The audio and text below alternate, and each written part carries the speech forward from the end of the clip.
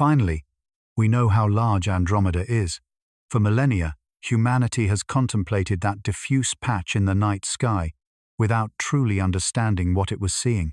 Ancient Persians called it the small fish. Medieval astronomers recorded it as an insignificant nebula.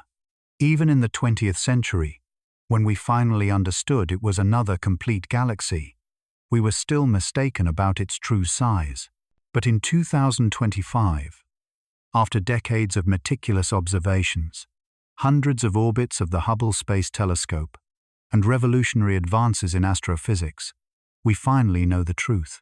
And the truth is more astonishing than anything we had imagined. Andromeda is not simply large, it is colossal.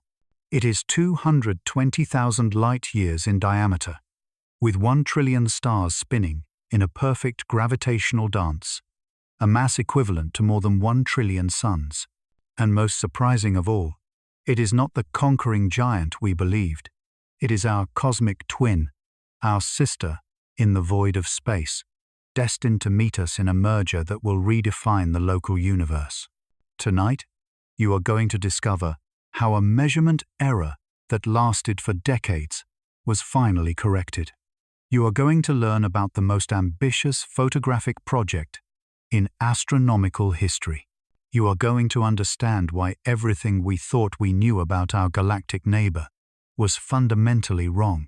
And you are going to contemplate the inevitable future of the Milky Way, 4 billion years on the horizon, when two cosmic titans collide in the most spectacular dance in the universe. Because understanding Andromeda is not just learning about another galaxy, it is understanding our own cosmic destiny. It is looking into the most perfect galactic mirror we have. It is recognizing that in the vastness of the universe we are not alone, and we never have been. If this scientific revelation fascinates you as much as it does us, consider subscribing to Night Science. Every night, we explore the deepest mysteries of the cosmos, revealing truths that transform our understanding of the universe and our place within it. Now, let us begin this extraordinary journey toward the truth about Andromeda. The story of this monumental error begins in 1923, when the astronomer Edwin Hubble pointed the Mount Wilson telescope toward that diffuse patch that astronomical catalogues called Messier 31. What he discovered that night forever changed our understanding of the universe. Andromeda was not a nebula within our own galaxy. It was another complete galaxy, separated from us by an abyss of space that defied human imagination. But that revolutionary discovery was accompanied by an assumption that would prove to be profoundly incorrect. Astronomers of the early 20th century, working with the technological limitations of their era, began calculating the size of Andromeda, and based on the brightest stars they could observe, the light distribution their photographic plates detected, and the available mathematical calculations, they arrived at a conclusion that seemed solid. Andromeda was significantly larger than the Milky Way, perhaps 2 times larger, maybe 3 times, a cosmic giant that made our own galaxy seem modest by comparison. For decades, this idea solidified in the scientific literature, was taught in universities, was published in textbooks, and became an accepted astronomical fact. Andromeda, our closest galactic neighbor, was the big sister, the dominant galaxy of the local group, the massive structure that would eventually, in billions of years, absorb the Milky Way in an uneven merger. The implications of this belief were profound. If Andromeda was 2 or 3 times more massive than our galaxy, then the future collision would not be a meeting of equals. It would be a conquest. The Milky Way would be absorbed, digested, and incorporated into a larger structure. Our Sun, and all its planets, would become second-class citizens of a galactic empire dominated by Andromeda. But there was a problem that would take nearly a century to fully reveal itself. The measurements were wrong, not slightly wrong, not with a small acceptable margin of error. They were fundamentally, profoundly, monumentally wrong. And the reason for this error illuminates one of the most important lessons of modern astronomy. Seeing is not always understanding.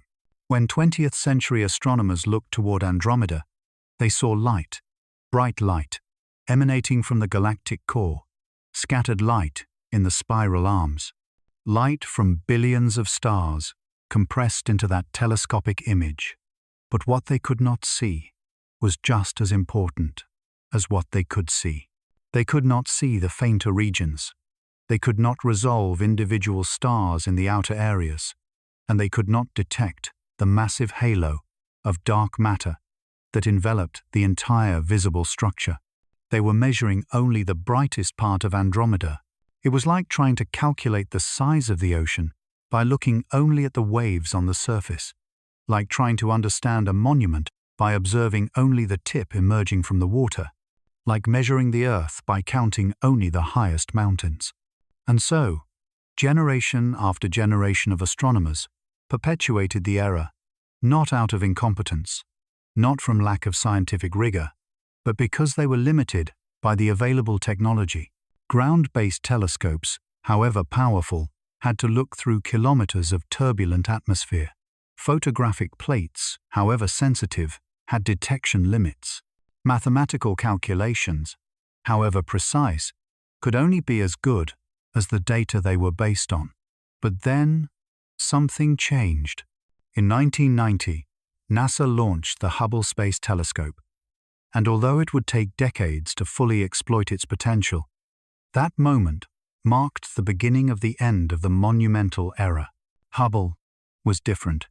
It orbited above the atmosphere. It could observe without the distortion of turbulent air. Its detectors were exponentially more sensitive than any photographic plate. And most importantly, it could remain pointed toward the same target for hours, days, or weeks, accumulating light from objects so faint that no ground-based telescope could ever detect them. The first signs that something was wrong arrived in the late 90s. Astronomers began to notice discrepancies. The rotation curve of Andromeda did not match the predictions based on its supposed mass. The dynamics of its satellite galaxies suggested less gravitational pull than expected. Computer simulations of the future collision produced strange results when traditional mass values were used. Something did not add up. And in science, when observations do not match the theory, one of two things must be true. Either the theory is wrong or the observations are wrong. In this case, the observations turned out to be the issue. The first real blow to the established paradigm came in 2006, when a team of astronomers published a revolutionary study. They had used Hubble to observe the movement of individual stars in the halo of Andromeda, stars so faint and so distant from the galactic core that they had never before been detected. And what they found was surprising. These stars were moving slower than expected for a galaxy of Andromeda's supposed mass. The rotation velocity of stars in a galaxy is directly related to the total mass of that galaxy. It is like a planet orbiting a star. The more massive the star, the faster the planet must move to maintain its orbit. If the stars in the Andromeda halo were moving slower than predicted, there was only one possible explanation.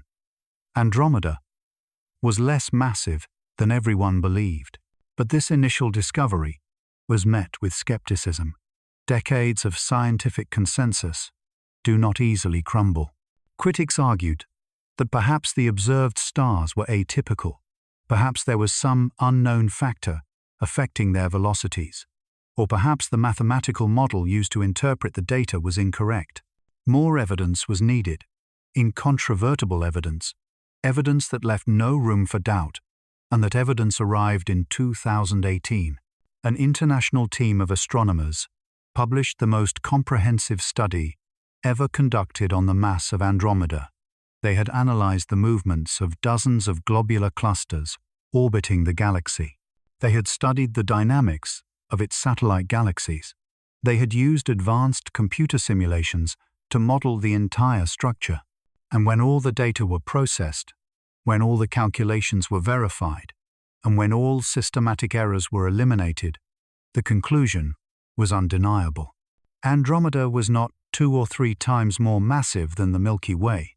It was approximately the same size, 800 billion solar masses, virtually identical to our own galaxy. It was not a conquering giant, but a cosmic twin. It was not a dominant empire, but a gravitational equal. The revelation was shocking. Almost a century of fundamental assumptions about our galactic neighbor had been overthrown. Textbooks needed to be rewritten. Simulations needed to be recalculated. The entire conceptual framework of how we understood the local group of galaxies needed to be revised. But the story did not end there, because if Andromeda was truly the same size as the Milky Way, then something else had to be wrong. The visible disk of Andromeda still looked larger in the sky, still had more bright stars, and still visually dominated the night sky. How could 2 galaxies of similar mass look so different? The answer would arrive in the following years, as increasingly sophisticated observations revealed the true structure of Andromeda, and that answer would change everything again. In 2024, a team of Chinese astronomers published the most precise measurement ever made of Andromeda's mass, using advanced gravitational lensing techniques, 3-dimensional stellar velocity analysis, and the accumulated data from decades of Hubble observations. They calculated a mass of 1.14 trillion solar masses, with a margin of error of only 5%. It was the most precise figure in the history of extragalactic astronomy, and confirmed what the 2018 study had suggested. Andromeda and the Milky Way are near-perfect twins in terms of total mass. But here comes the truly fascinating part, because although the masses are similar, the galaxies look different, and that apparent difference was the key to understanding the monumental error that had persisted for almost a century. Andromeda appears larger because we are viewing it face-on. Imagine looking at a plate from above versus viewing it edge-on. The plate has not changed size, but its appearance is dramatically different. The Milky Way, in which we are immersed, is difficult to map precisely because we are looking from inside the disk. Andromeda, however, is tilted in such a way that we can see its complete structure unfolded before us. That favorable orientation, combined with its relative proximity of 2.5 million light-years, makes Andromeda appear larger than it truly is compared to our own galaxy. It is an illusion of perspective that fooled generations of astronomers. But there is more. Andromeda also has a different distribution of stars. It has more old, bright stars in its nucleus. It has more active star formation regions in certain sectors. It has a history of galactic mergers that left visible scars on its structure.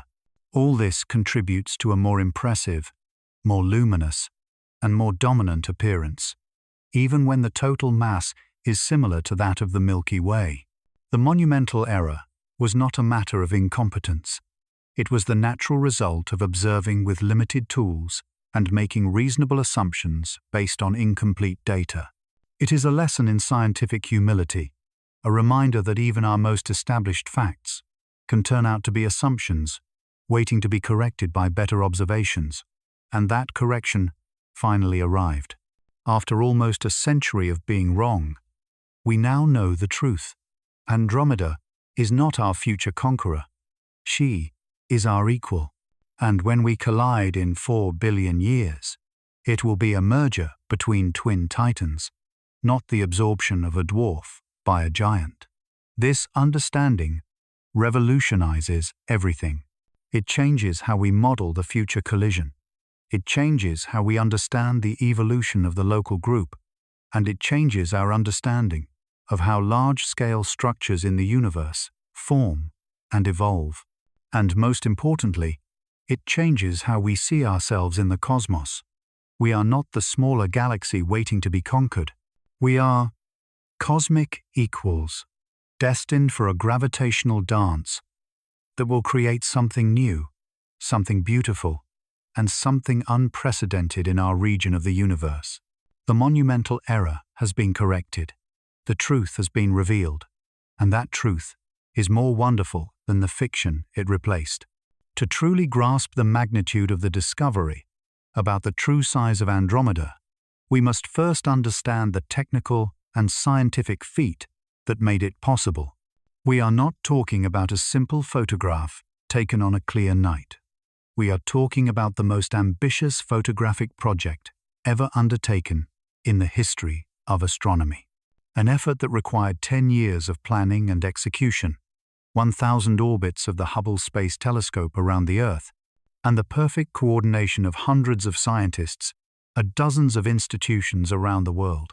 The project began with a seemingly simple question: can we map every single star in Andromeda? But like every simple question in astronomy, it concealed a monumental complexity. Andromeda is 2.5 million light-years away. At that cosmic distance, even the brightest stars appear as infinitesimally small points of light.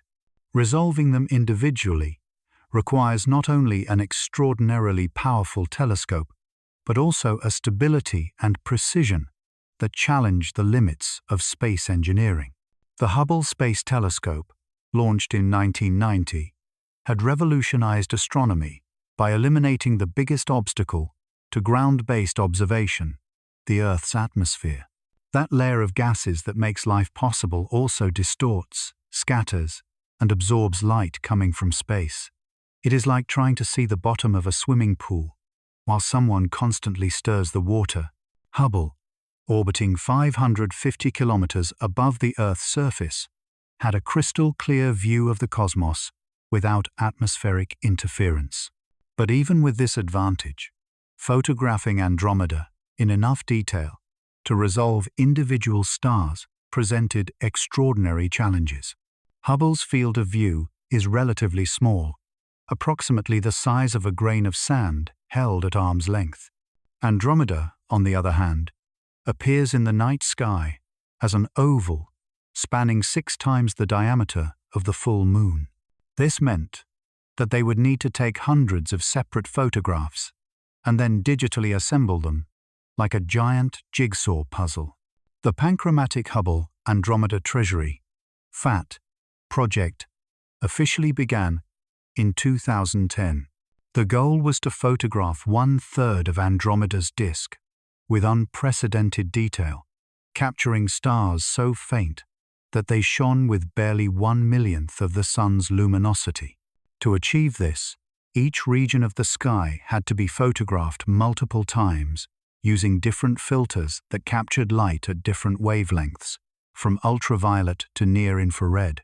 Each Hubble orbit lasts approximately 96 minutes. During each orbit dedicated to the Andromeda project, the telescope had to point, with millimeter precision, toward a specific region of the sky, maintain that orientation perfectly stable for 50 minutes, while light from distant stars accumulated in its electronic detectors, and then transmit that data to Earth before reorienting for the next observation. A single error, a microscopic vibration, or a failure in the guiding systems could lose months of work. For 5 years, between 2010 and 2015, Hubble dedicated 1,000 hours of its precious observation time to this project. 1,000 hours may not sound like much, but in the context of space astronomy, where every second of Hubble time is fiercely disputed by thousands of scientists worldwide, with equally important projects, 1,000 hours represents a monumental commitment. It was a gamble that Andromeda would reveal secrets important enough to justify this massive investment of resources. The result of those 5 years was 600 individual images, each captured with multiple filters and exposures, totaling more than 7,000 separate photographs that needed to be processed, calibrated, and combined. Imagine a 600-piece jigsaw puzzle, but each piece must align, with sub-millimeter precision, with its neighbors, and the final image must be so sharp that you can distinguish individual grains of sand on a beach photographed from an airplane. Astronomers developed specialized software to process these images. Each photograph contained tens of millions of pixels, and each pixel represented a specific point in the sky, with information about the brightness and color of the light arriving from that location. The software had to automatically identify which pixels corresponded to individual stars, which represented diffuse star clusters, and which captured the faint glow of interstellar gas and dust.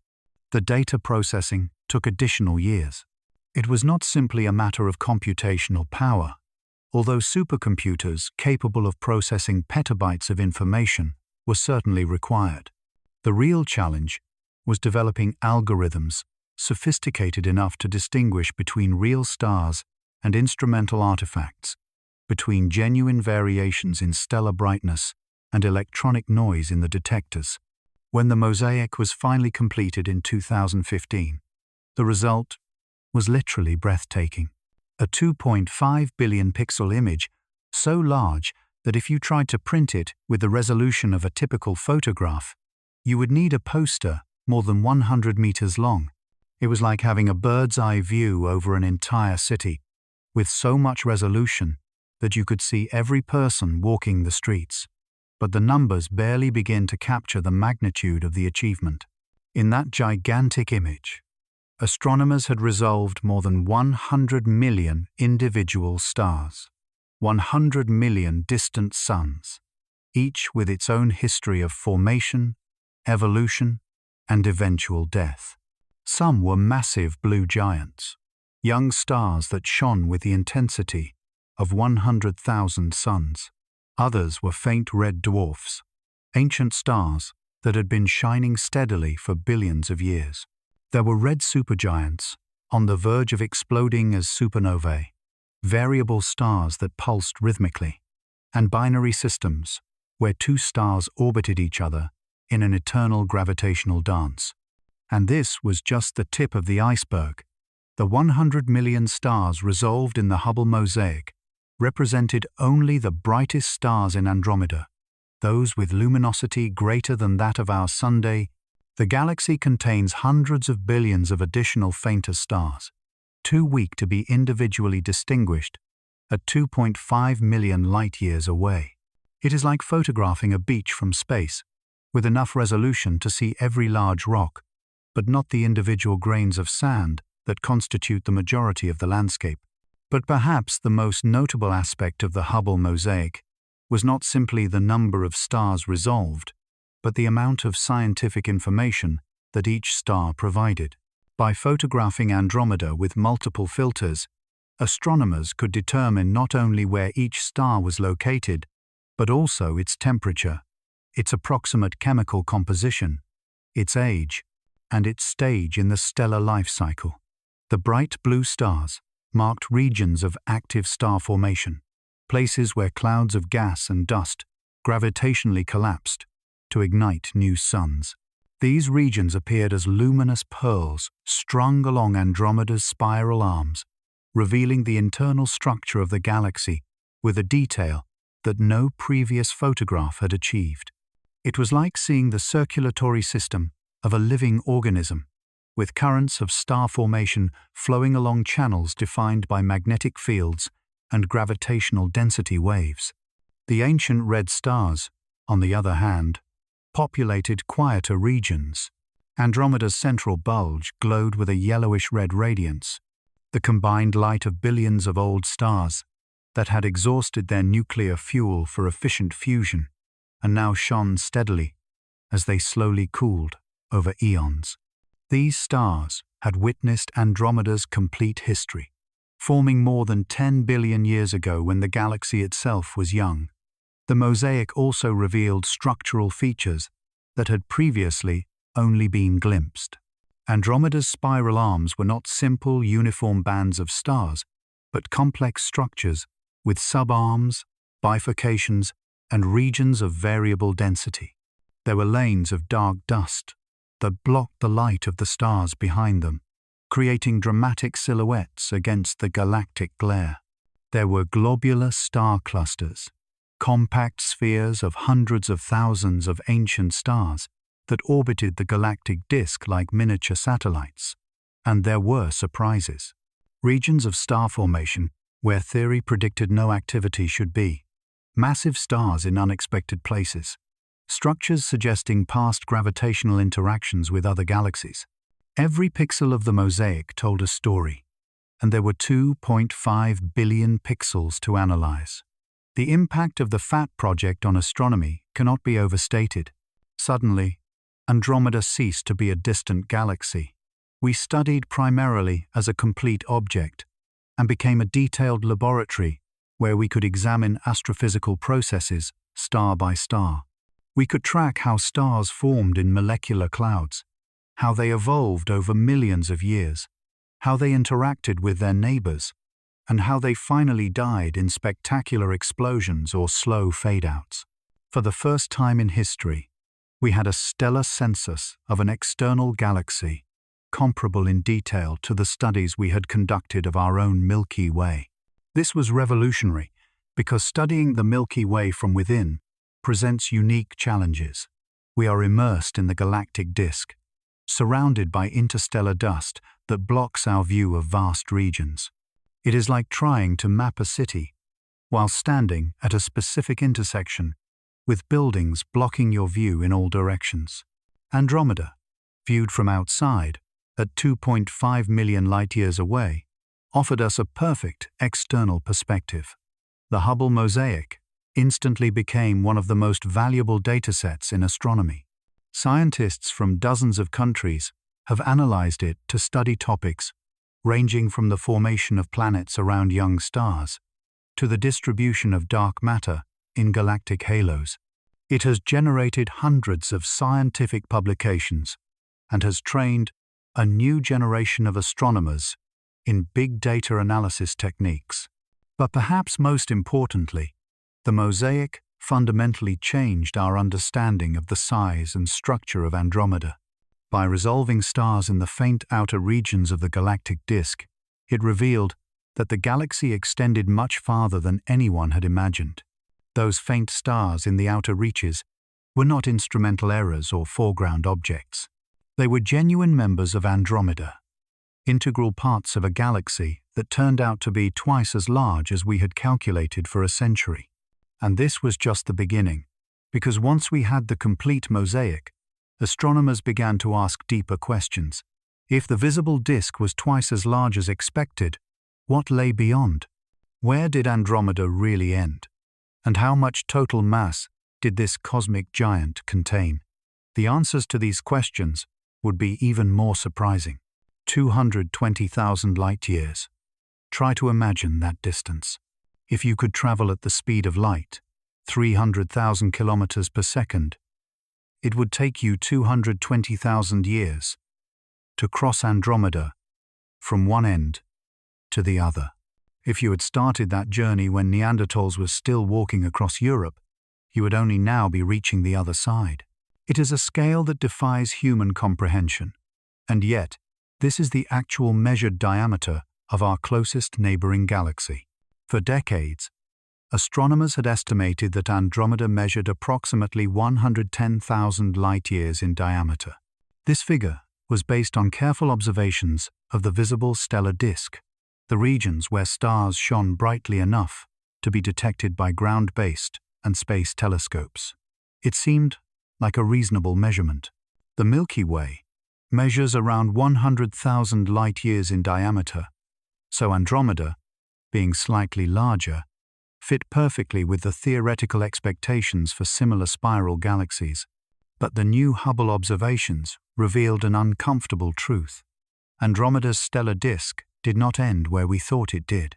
It extended much farther, populated by ancient, faint stars that had been there all along, invisible to our less sensitive instruments. It was like discovering that an ocean you thought you knew actually had shallow waters that extended twice as far from the coast. How was this error possible? The answer lies in the very nature of galaxies and the limitations of our observation techniques. Galaxies do not have defined edges like continents on a map. There is no clear line where stars simply cease to exist. Instead, stellar density gradually decreases as you move away from the galactic center. It is like a city that gradually turns into suburbs, then rural areas, and finally open country. Where exactly does the city end? The answer depends on how you define city.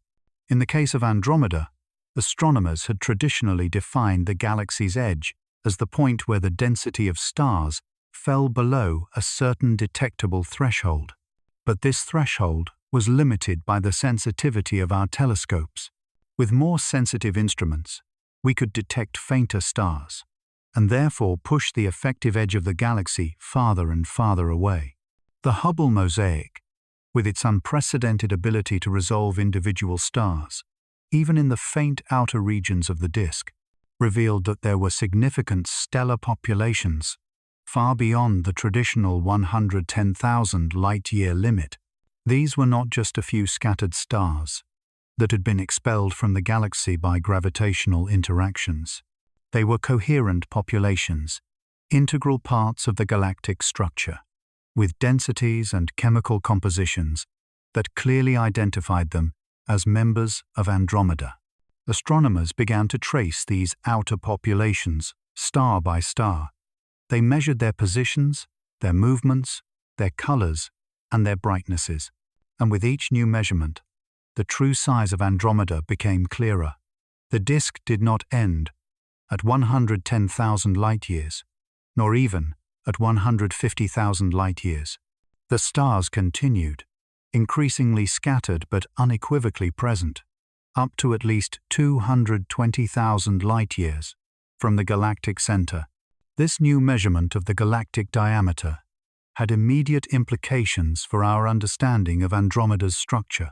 If the visible disk was twice as large, then the total area of the disk was 4 times greater. And if the area was 4 times greater, then the number of stars, gas, dust, and everything else that makes up a galaxy also had to be significantly larger than estimated. But here is where things become even more fascinating. The total number of stars in Andromeda did not simply double with the discovery of the extended disk. It multiplied dramatically. Previous estimates suggested that Andromeda contained approximately 300 billion stars. The new measurements, accounting for the extended disk and the previously invisible stellar populations, raised that figure to 1 trillion stars, or more. 1 trillion, 1,000 billion. It is a number so large that it is almost abstract.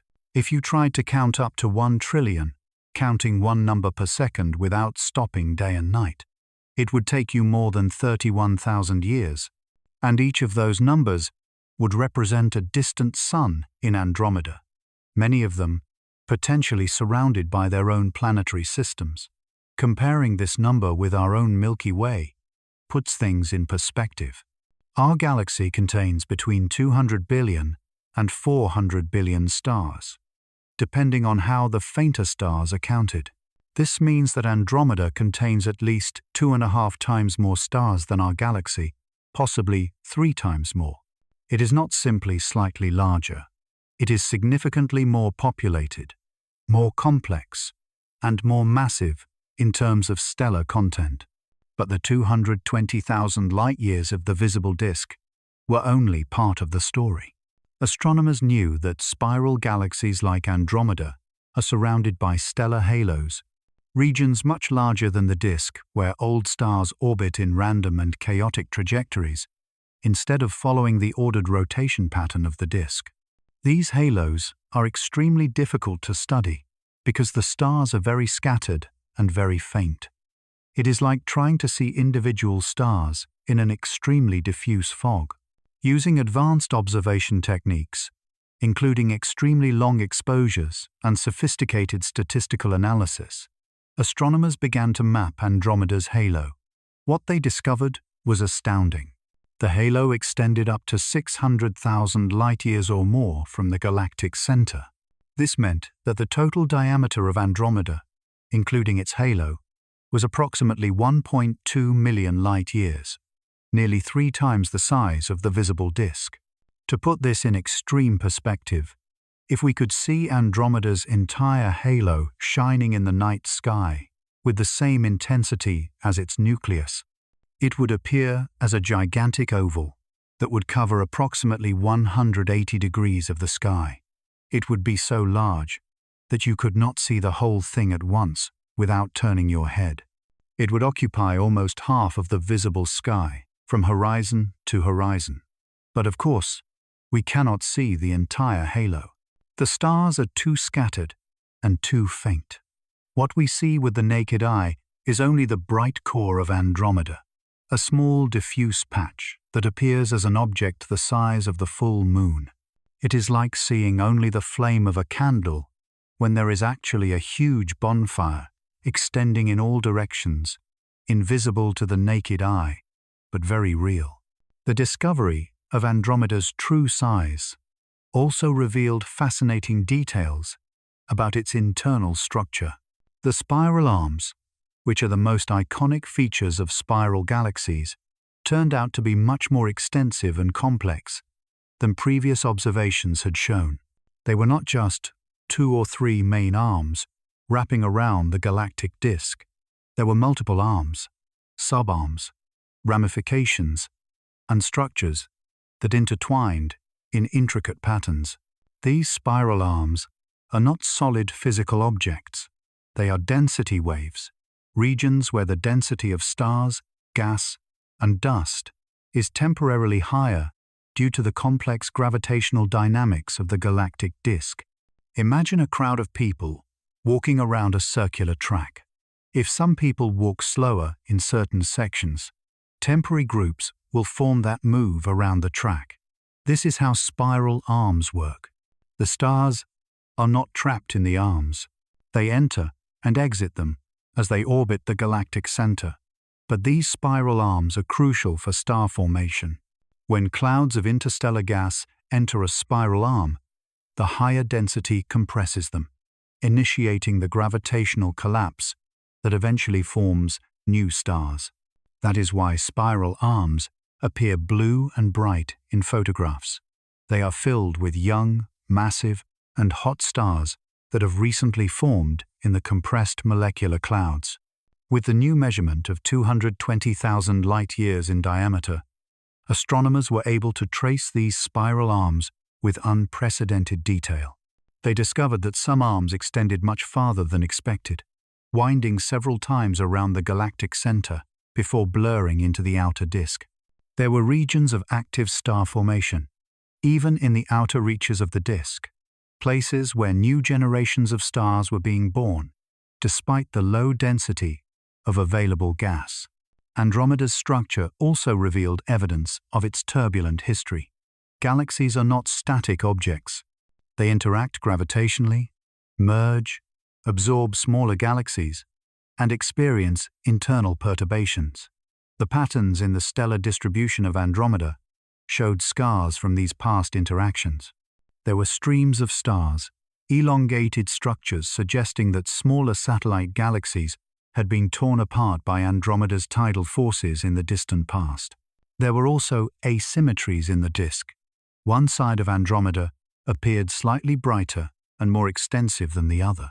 This suggested that the galaxy had experienced a relatively recent merger, astronomically speaking, perhaps 1 billion years ago. When two galaxies merge, the process is chaotic and violent.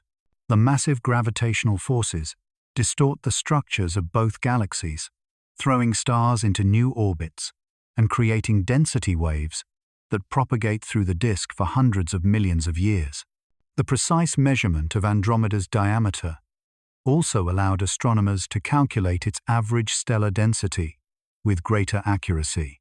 It turned out that Andromeda has a slightly lower stellar density than the Milky Way in its outer disk, but a much higher density in its central region. Andromeda's galactic bulge, that spherical region in the center where old stars are densely concentrated, is larger and more massive than our galaxy's bulge. This has implications for the hypothetical experience of living in different parts of Andromeda. In the outer disk, where stars are more scattered, the night sky would be similar to ours, with thousands of stars visible to the naked eye, but much darkness between them. But near the central bulge, the sky would be literally filled with stars. There would be so little darkness between the stars that night would never be truly dark. You would live under a constant glow from millions of nearby suns. The 220,000 light-years in diameter also meant that light takes 220,000 years to cross Andromeda. This has a fascinating philosophical consequence. When we observe different parts of Andromeda, we are seeing different moments in its history. The light from the far side began its journey toward us 220,000 years earlier than the light from the near side. We are seeing a galaxy frozen in time, but we are actually seeing multiple overlapping epochs. And here is the true magnitude of the discovery. For more than a century, ever since Hubble identified Andromeda as an external galaxy in 1924, we had been underestimating its size by half. All models of galactic evolution, all simulations of the future collision with the Milky Way, all theories about the structure of the local group of galaxies were based on fundamentally incorrect data. It was like trying to predict the weather with a map that only shows half the planet. The implications of this error were profound and far-reaching. If Andromeda was twice as large as we thought, then its gravitational influence on surrounding galaxies was much greater. The orbits of its satellite galaxies, small dwarf galaxies that orbit Andromeda like gigantic moons, needed to be recalculated. The dynamics of the local group, the cluster of galaxies to which both Andromeda and the Milky Way belong, needed to be re-evaluated. And most importantly, the future collision between Andromeda and the Milky Way, that inevitable cosmic event that will redefine the local universe in 4 billion years, would be much more dramatic and complex than any previous simulation had predicted. Because if Andromeda was twice as large, then it contained twice the stellar mass and twice the interstellar gas, twice of everything. The merger would not be a large galaxy absorbing a smaller one. It would be a meeting between genuine titans. But even the size of the extended disk, 220,000 light-years, did not tell the whole story, because beyond the visible disk, and beyond even the 600,000 light-year stellar halo, there was something even larger and more mysterious, something we could not see directly, but whose presence was undeniable, something that would triple our estimate of Andromeda's true size, dark matter, and its discovery would change everything once more. For decades, astronomers operated under a fundamental assumption about Andromeda. It was not only physically larger than the Milky Way, it was massively larger in terms of total mass. Estimates varied, but the general consensus was clear. Andromeda contained approximately 3 times more mass than our galaxy. It was the giant of the local group, the dominant galaxy that would eventually absorb the Milky Way like a cosmic leviathan, devouring its smaller prey. This belief was not unfounded. Observations of Andromeda's rotation curve, the speed at which stars orbit its galactic center at different distances, strongly suggested a large mass. Satellite galaxies orbiting Andromeda also moved in a way that implied an extremely powerful gravitational field. And the total brightness of Andromeda, the amount of light it emitted, was significantly greater than that of the Milky Way. Everything pointed to a massive, dominant, and colossal galaxy. But in 2018, an international team of astronomers published a study that shook the foundations of this understanding. Using data from the Hubble Space Telescope and advanced gravitational modeling techniques, they had recalculated the mass of Andromeda with unprecedented precision, and the answer they obtained was completely unexpected. Andromeda was not 3 times more massive than the Milky Way. It was not twice as massive. It was not even significantly more massive. According to the new measurements, Andromeda contained approximately 800 billion times the mass of the Sunday. And here is the astonishing part. The Milky Way contains approximately the same mass. The two galaxies that we had believed for so long were dramatically different in scale, turned out to be near-perfect cosmic twins. The news was met with initial skepticism in the astronomical community. How was it possible that generations of scientists had miscalculated Andromeda's mass by a factor of 3? What systematic errors had affected the previous measurements? And what did this mean for our understanding of galactic evolution and the future of the local group? The problem lay in how a galaxy's mass is measured. You cannot simply put a galaxy on a scale. Instead, astronomers use indirect methods, primarily observing how objects move under the galaxy's gravitational influence. According to the laws of Newton and Einstein, the speed at which something orbits depends directly on the mass of the central object. The more massive the object, the faster the things orbiting it must move to avoid being pulled into it. Previous measurements of Andromeda's mass were based primarily on observing its most distant satellite galaxies. These small dwarf galaxies orbit Andromeda at enormous distances, hundreds of thousands of light years from the galactic center. By measuring their orbital velocities, astronomers could calculate how much mass Andromeda must contain to keep them in orbit. But there was a problem with this method. Satellite galaxies not only feel the gravity of Andromeda, they also feel the gravity of the Milky Way, which is relatively close in cosmic terms, only 2.5 million light-years away, and they are also influenced by the dark matter of the local group, that mysterious, invisible substance that dominates the mass of the universe. Separating these multiple gravitational effects was extremely difficult, and errors in assumptions could lead to dramatic overestimations of Andromeda's mass. The 2018 study used a different and more sophisticated approach. Instead of relying solely on distant satellite galaxies, researchers analyzed the movement of individual stars in Andromeda's halo, those faint stars orbiting in the outer regions of the galaxy.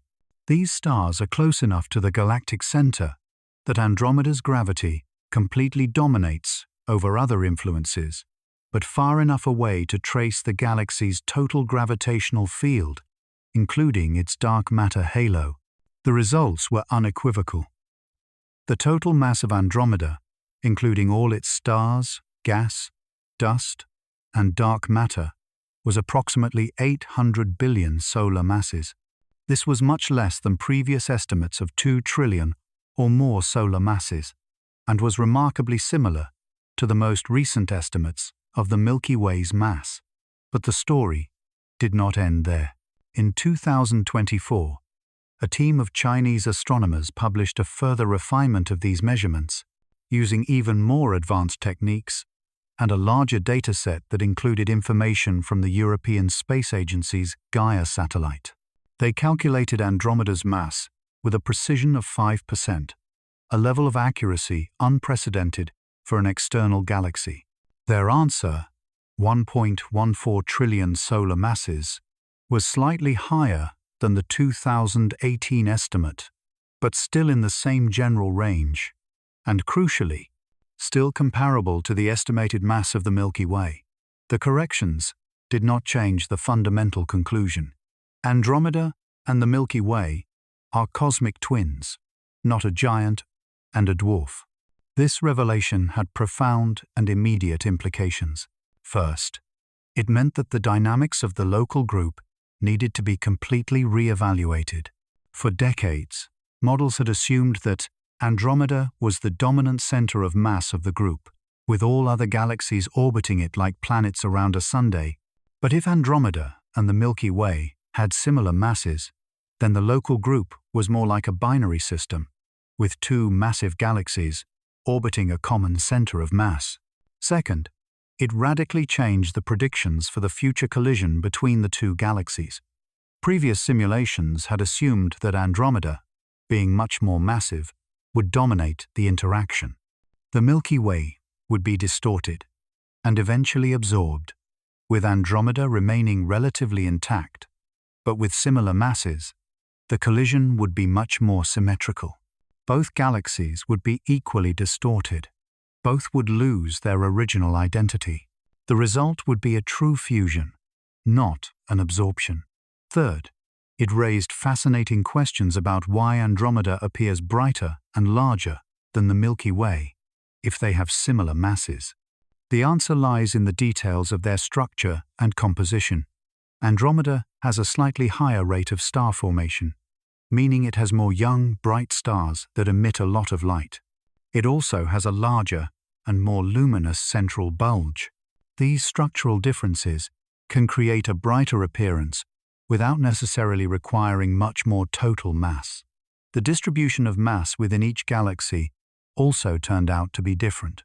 Andromeda has more of its mass concentrated in its central bulge, while the Milky Way has a more uniform distribution throughout its disk. This affects how each galaxy appears from afar and how it gravitationally interacts with its neighbors. But perhaps the most fascinating aspect of this discovery was what it revealed about dark matter. Most of the mass of both galaxies is not in stars, gas, or dust. It is in dark matter, that mysterious substance that does not emit, absorb, or reflect light, but whose presence is revealed by its gravitational effects. Approximately 85% of Andromeda's mass is dark matter. Only 15% is ordinary matter that we can see with our telescopes. The new mass measurements allowed astronomers to map the distribution of dark matter in Andromeda with unprecedented detail. They discovered that the dark matter halo extends far beyond the visible stellar disk, forming a massive sphere that envelops the entire galaxy. This dark matter halo has a diameter of approximately 600,000 light-years, 3 times the size of the 220,000 light-year stellar disk, but even this may be an underestimation. Some models suggest that Andromeda's dark matter halo could extend up to 1 million light-years or more. At these distances, Andromeda's halo might be starting to merge with the Milky Way's dark matter halo. The two galaxies may already be connected by a faint, invisible bridge of dark matter, a gravitational web that binds them long before their stellar disks finally collide. The 5% precision achieved by the 2024 Chinese study was a remarkable technical achievement. To put it in perspective, it means that we know the mass of Andromeda, a galaxy 2.5 million light-years away, with a certainty of approximately 57 billion solar masses. It is like weighing an airplane in flight on the other side of the world, with a precision of a few tons. This precision was possible thanks to the combination of multiple datasets and techniques. The Gaia satellite has been mapping the positions and velocities of more than 1 billion stars in our own galaxy with unprecedented accuracy. Some of the objects Gaia observes actually belong to the outer regions of Andromeda's halo. By combining Gaia data with observations from Hubble and ground-based telescopes, astronomers were able to build a complete 3-dimensional model of Andromeda's gravitational field. The discovery that Andromeda has a similar mass to the Milky Way also had implications for our understanding of galactic formation in general. Galaxies grow primarily through 2 processes: internal star formation, where interstellar gas collapses to form new stars, and mergers with other galaxies, where 2 galaxies combine into a larger one. The fact that Andromeda and the Milky Way have such similar masses, despite potentially very different histories, suggests that there are natural limits to the size that spiral galaxies can reach in the local universe. The 2 galaxies have probably experienced very different merger histories. Andromeda shows evidence of having absorbed several large satellite galaxies in the past, events that left scars in the form of stellar streams and asymmetries in its disk. The Milky Way, on the other hand, seems to have had a quieter history, with fewer major mergers. However, both ended up with remarkably similar masses. This suggests that fundamental factors, such as the amount of dark matter available in the early universe and the initial conditions of galactic formation, play more important roles than the details of individual evolutionary history. The revelation of Andromeda's true mass also changed our perspective on the future collision. When we believed Andromeda was 3 times more massive, the merger seemed inevitable and asymmetrical. Andromeda would simply devour the Milky Way, but with equal masses, the outcome is less predictable. The most recent simulations show a probability of approximately 50% that the two galaxies will not collide directly on their first encounter, but will pass close to each other, exchanging matter and mutually distorting before separating again, and finally merging on a second or third pass. This gravitational dance will be one of the most spectacular events in the history of the local universe. It will last billions of years. It will create massive waves of star formation as gas clouds in both galaxies collide and compress. It will throw billions of stars into new orbits, some toward deep intergalactic space, and eventually it will create a new, massive elliptical galaxy, which will be the brightest and most massive object for hundreds of millions of light years.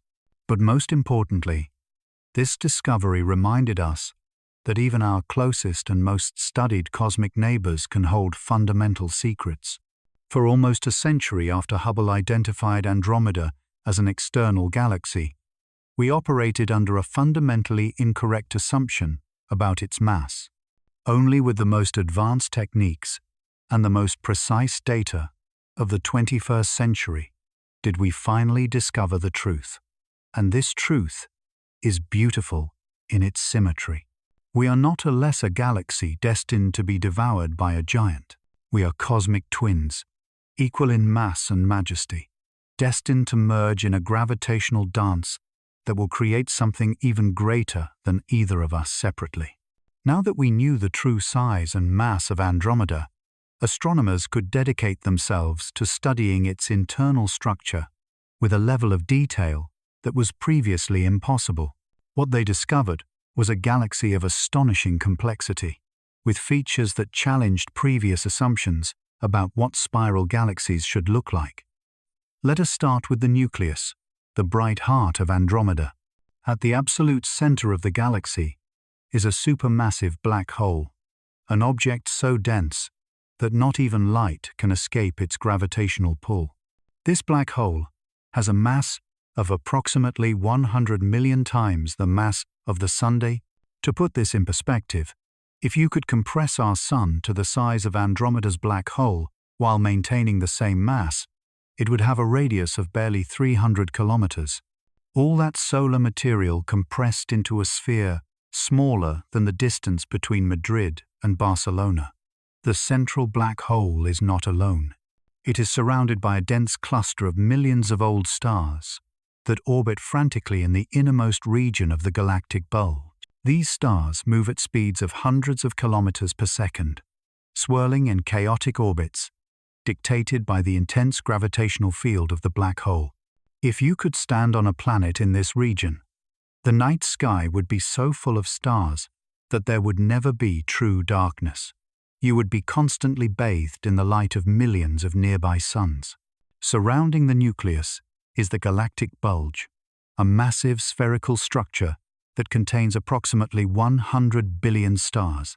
This bulge measures approximately 10,000 light-years in diameter and is significantly larger than the Milky Way's bulge. The stars here are primarily old, with ages of 10 billion years or more. They have exhausted the hydrogen in their cores and now shine with a reddish-yellow glow, characteristic of ancient stars. But here is where things become truly fascinating. In 2020, astronomers discovered that Andromeda's bulge is not a simple, uniform sphere. It has a complex internal structure with 2 distinct components. There is a classic spherical bulge of old stars, and superimposed on it is a stellar bar, an elongated structure of stars that extends through the galactic center like an axle. This central bar is approximately 20,000 light-years long and rotates slowly, completing one rotation about every 200 million years. Stellar bars are common in spiral galaxies. In fact, approximately 2/3 of all spiral galaxies have bars, including our own Milky Way, but Andromeda's bar is particularly massive and prominent. Galactic bars are not simply interesting structural features. They play a crucial role in the evolution of galaxies. They act as gravitational channels that direct gas from the outer regions of the disk toward the galactic center. This gas flow fuels star formation in the central regions and provides fuel for the central supermassive black hole.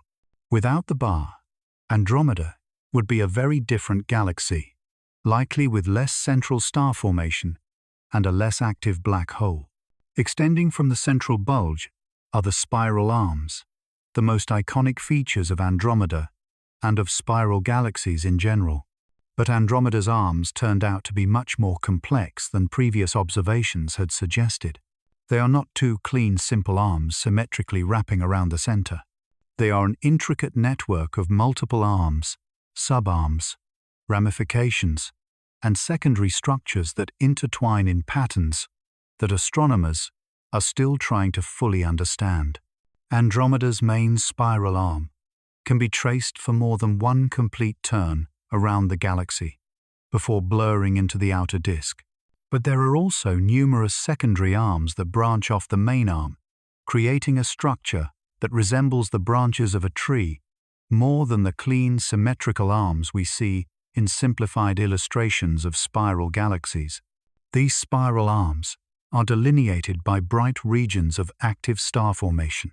Astronomers have identified more than 15,000 individual star formation regions in Andromeda's disk, each potentially containing hundreds or thousands of young stars in the process of forming.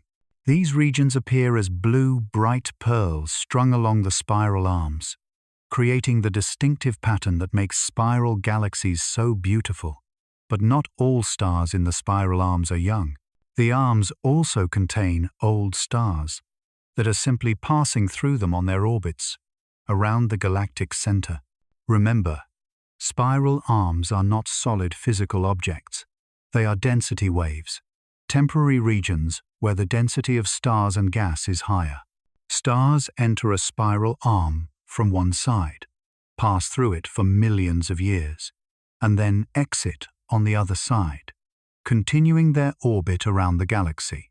This constant flow of material through the spiral arms creates perfect conditions for star formation. When a cloud of interstellar gas enters a spiral arm, the higher density gravitationally compresses it. If the compression is strong enough, the cloud collapses in on itself, fragmenting into hundreds or thousands of dense cores. Each of these cores eventually ignites nuclear fusion in its center, becoming a new star. The most massive stars formed in these events are bright and hot, emitting mainly blue and ultraviolet light, but they also have short lives, barely a few million years before exploding as supernovae. That is why the spiral arms appear blue and bright. They are constantly forming new massive stars that shine intensely before dying young, being replaced by the next generation. Between the spiral arms are the dust lanes, dark regions where dense clouds of interstellar dust block the light of the stars behind them. These dust lanes are particularly prominent on the side of Andromeda that is tilted toward us, creating dramatic silhouettes against the glow of the galactic bulge. The dust itself is composed of microscopic grains of carbon, silicon, and other heavy elements, the remnants of previous generations of stars that died and scattered their material into interstellar space.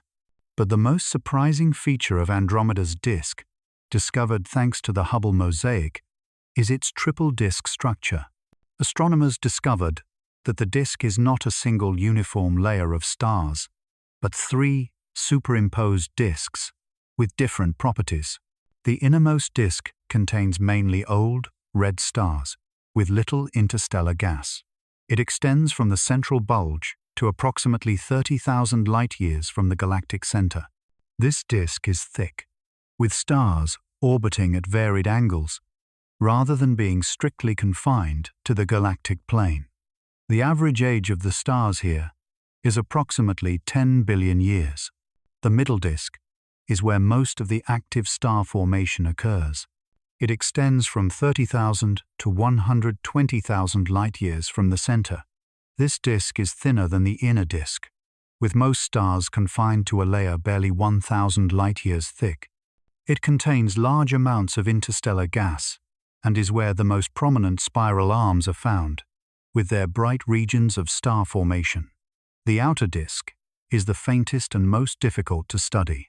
It extends from 120,000 to 220,000 light-years or more from the galactic center. The stars here are very scattered and are mainly old, with little active star formation. This disk was completely invisible to ground-based telescopes and was only revealed in its entirety by Hubble's deep observations. The existence of this triple disk structure has profound implications for our understanding of how Andromeda formed and evolved. It suggests that the galaxy did not form in a single event, but through multiple episodes of star formation and accretion of material over billions of years. Each disk could represent a different epoch in galactic history, with the inner disk forming first more than 10 billion years ago, followed by the middle and outer disks in later stages. The observations also revealed significant asymmetries in the disk. One side of Andromeda appears brighter and more extensive than the other. The spiral arms are not perfectly symmetrical. There are regions where the disk is warped, curving up or down from the main galactic plane. These features suggest that Andromeda has experienced significant gravitational interactions in its recent past, probably mergers with smaller satellite galaxies that distorted its structure. In fact, astronomers have identified clear evidence of at least two major galactic mergers in Andromeda's history.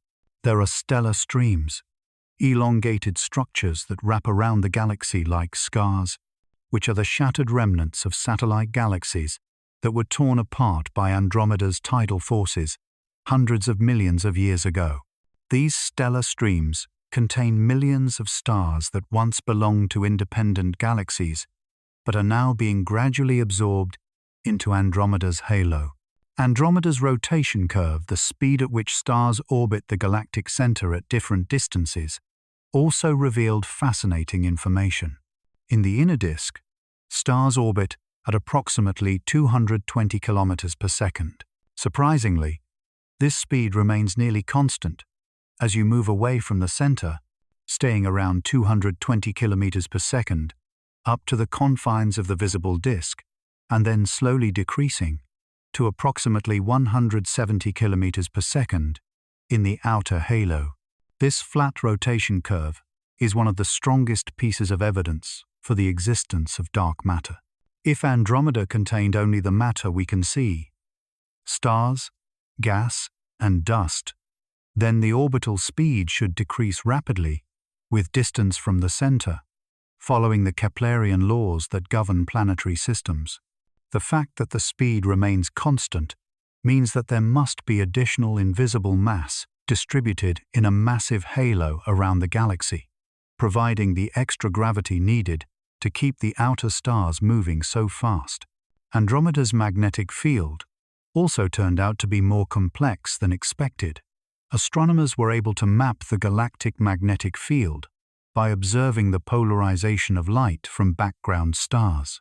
They discovered that the magnetic field follows the spiral arms, winding around the galaxy like invisible threads.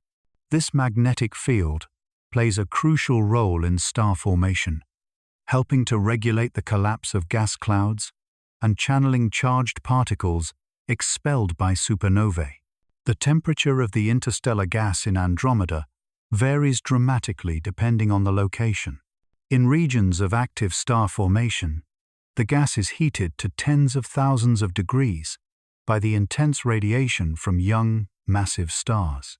In other regions, the gas is cold, barely 10 degrees above absolute zero, forming dense molecular clouds where hydrogen exists mainly in molecular rather than atomic form.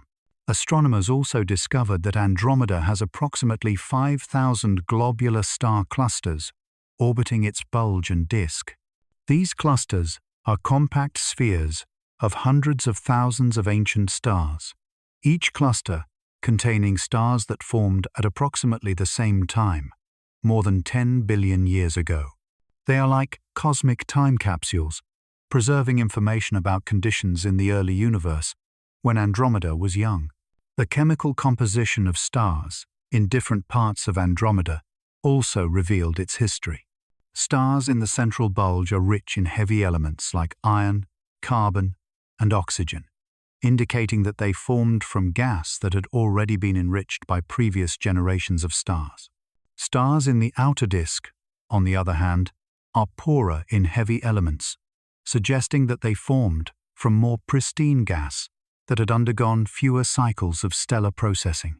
This detailed anatomy of Andromeda, revealed by decades of careful observations and sophisticated analysis, painted the portrait of an immensely complex galaxy. It is not simply a collection of stars rotating around a common center. It is a dynamic, cosmic ecosystem with multiple interacting, evolving, and constantly transforming components. Each region has its own history, its own rate of star formation, and its own chemical composition. And this complexity makes the study of Andromeda so valuable. It is close enough that we can study it in exquisite detail, resolving individual stars and tracing structures on small scales. But it is distant enough that we can view it from outside, appreciating its global structure in a way we can never do with our own Milky Way from our position within it. Andromeda is our perfect cosmic laboratory, a mirror that shows us what spiral galaxies truly look like when we see them with complete clarity. Andromeda does not travel alone through the cosmos. Like a monarch surrounded by its court, it is accompanied by a retinue of smaller galaxies that orbit it, trapped in its gravitational embrace. These are Andromeda's satellite galaxies, and their study has revealed some of the deepest secrets about galactic formation and evolution. To date, astronomers have identified 36 confirmed satellite galaxies orbiting Andromeda. This number has grown dramatically in the last 2 decades, as observation techniques have become more sensitive. In 2000, we knew barely 9 of Andromeda's satellites. In 2010, the number had grown to 14, and with each new sky survey, we discover more of these faint, elusive companions. Satellite galaxies vary enormously in size and brightness. The largest and brightest is Messier 32, also known as NGC 0021. This dwarf elliptical galaxy contains approximately 3 billion stars and is visible with amateur telescopes as a diffuse patch near Andromeda. It is large and bright enough that Charles Messier catalogued it in 1764, long before anyone knew that Andromeda itself was an external galaxy. At the other end of the spectrum is Andromeda 35, one of the smallest and faintest satellite galaxies ever discovered. It contains barely a few thousand stars, making it approximately 1/1,000,000th the size of the Milky Way. It is so faint that it was only discovered in 2020. Even though astronomers have been intensively studying the region around Andromeda for decades, it is like finding a lit candle next to a stadium floodlight. Andromeda's light simply completely eclipses it. Why are these small galaxies so important? Because they are living fossils of the early universe. Dwarf galaxies were the first structures to form after the Big Bang. Small condensations of dark matter and gas that began to collapse gravitationally more than 13 billion years ago. Some of these dwarf galaxies remained independent and evolved in isolation, but many were gravitationally captured by larger galaxies like Andromeda, becoming satellites. The study of these satellite galaxies allows us to do cosmic archaeology. By analyzing the ages and chemical compositions of their stars, we can reconstruct what conditions were like in the universe billions of years ago. The smallest dwarf galaxies are particularly valuable because they form stars very slowly. Some of them are still forming stars today, using pristine gas that has changed very little since the Big Bang. But here is where things become truly fascinating. When astronomers mapped the orbits of Andromeda's satellite galaxies in 3 dimensions using Hubble data, they discovered something completely unexpected. The galaxies were not randomly distributed around Andromeda, as you would expect if they had simply been captured from different directions throughout galactic history. Instead, approximately half of them were organized into a thin plane, all orbiting in the same general direction.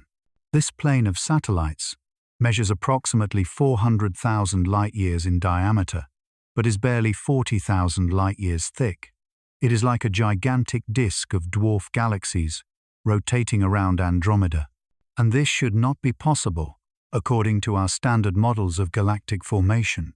In the standard model, satellite galaxies should be captured from all directions, as a large galaxy like Andromeda grows by accumulating mass from its surroundings.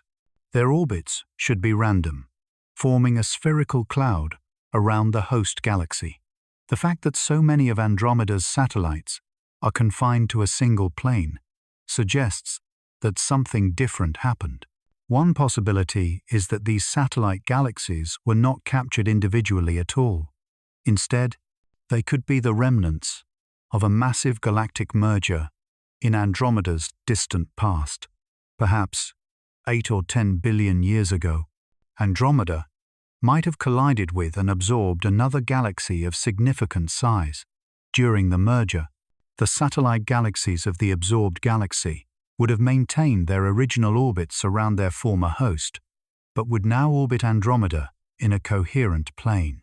It is like when 2 schools merge. The students from each original school still tend to group together initially. Another explanation is that these satellite galaxies formed together in a long filament of dark matter in the early universe. Dark matter filaments, massive structures that connect clusters of galaxies across hundreds of millions of light-years. Gas flows along these filaments like water through cosmic pipes. If Andromeda formed at the intersection of 2 or more filaments, the dwarf galaxies might have formed along the same filament and then been captured by Andromeda, maintaining their original configuration. Whatever the explanation, the plane of satellites around Andromeda is one of the most intriguing mysteries in modern galactic astronomy, and it becomes even more intriguing when you discover that the Milky Way has a similar structure. Approximately half of the Milky Way's satellite galaxies are also organized into a thin plane, although oriented in a completely different direction than Andromeda's plane. Each satellite galaxy of Andromeda has its own fascinating history. Messier 32, the largest, is being gradually torn apart by Andromeda's tidal forces. Astronomers have detected streams of stars flowing from Messier 32 into Andromeda's halo, evidence that this dwarf galaxy is being slowly cannibalized. In a few billion years, it will have been completely absorbed. Andromeda 2 is a particularly interesting dwarf spheroidal galaxy. It contains mainly very old stars, with ages exceeding 10 billion years, but almost no interstellar gas. This suggests that it experienced a brief but intense burst of star formation in the early universe, converting all its gas into stars in barely a few 100 million years, and then simply faded out, becoming a fossil stellar population. NGC 147 is another notable satellite galaxy. It is an irregular dwarf galaxy, which means it does not have a defined shape like spiral or elliptical galaxies. It contains significant amounts of interstellar gas and is still actively forming stars.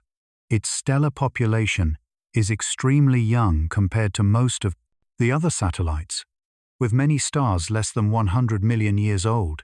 Andromeda 19, discovered in 2013, is one of the most distant known satellite galaxies, orbiting approximately 300,000 light-years from Andromeda.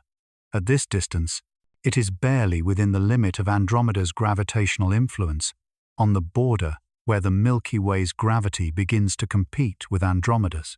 In the distant future, it could be torn from its orbit around Andromeda and captured by the Milky Way.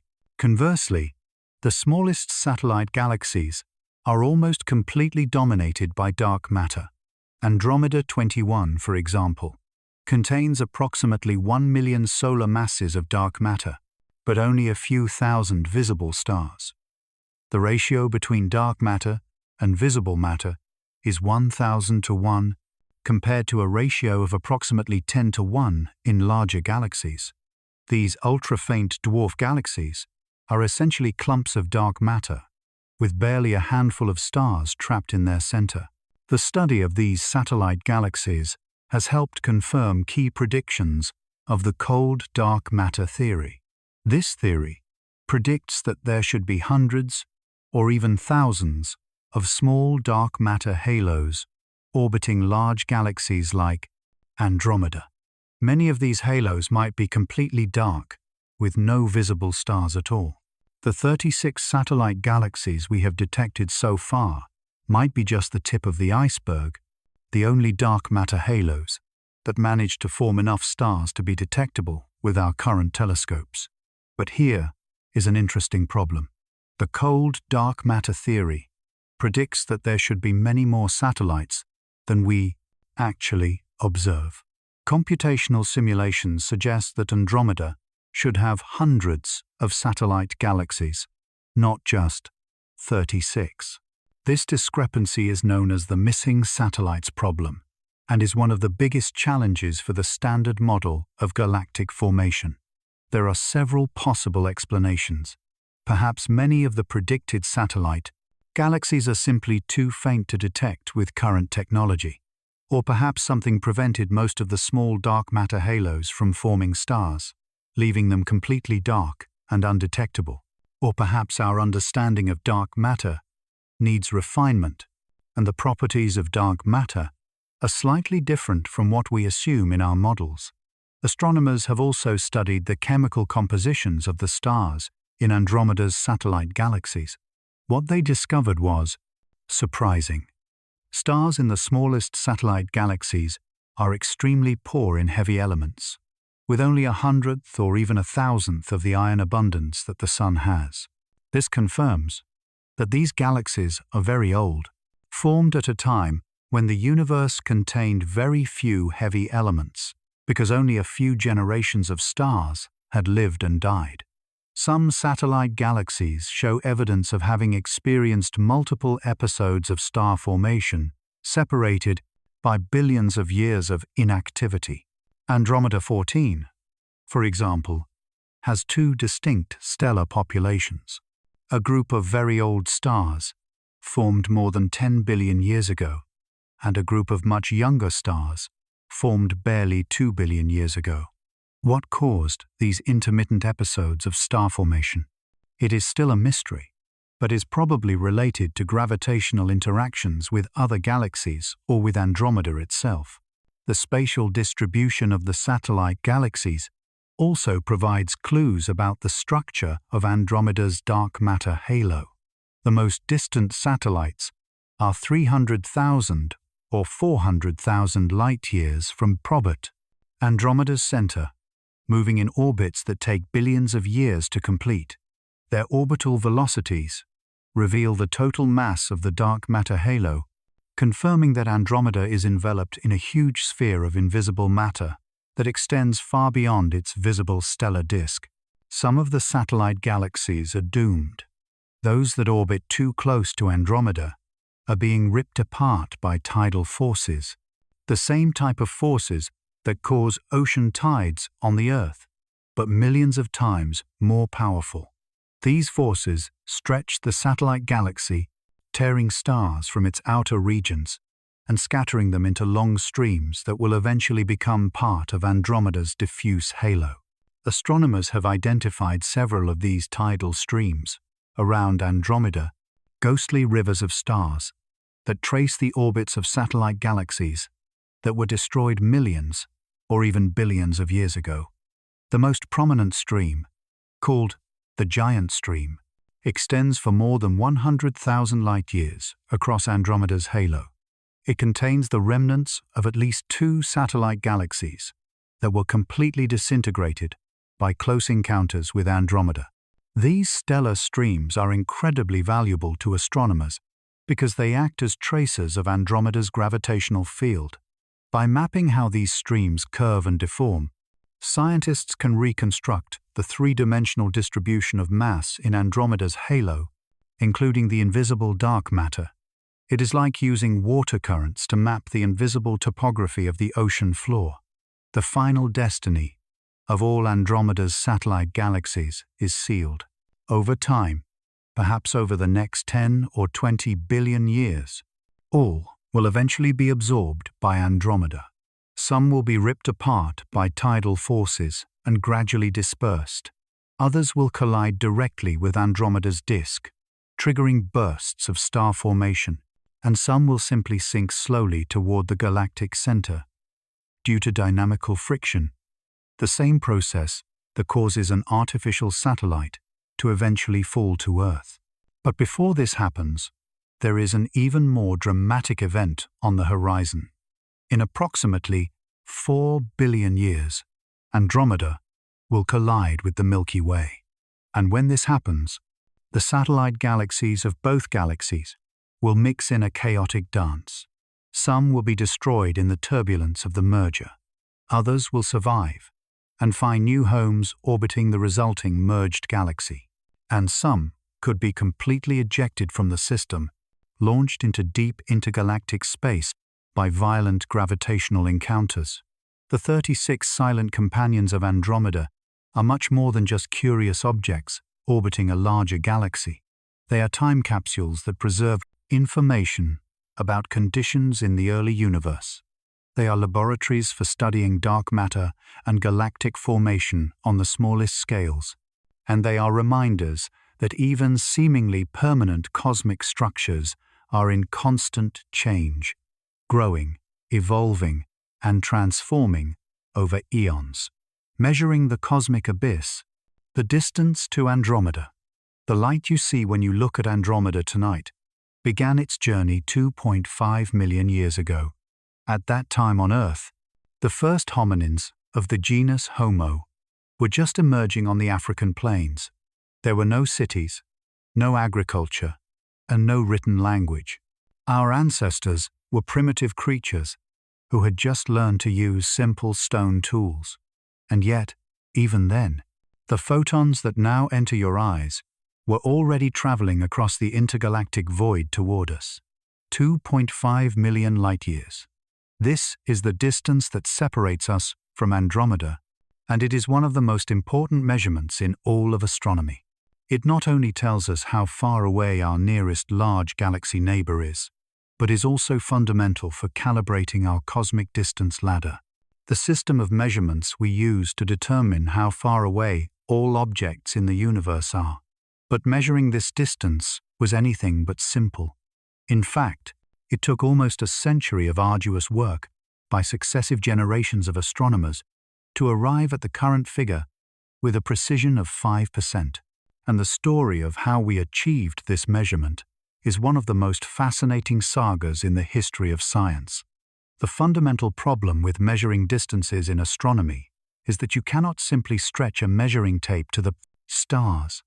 All you can observe is light, and light alone does not tell you how far it traveled.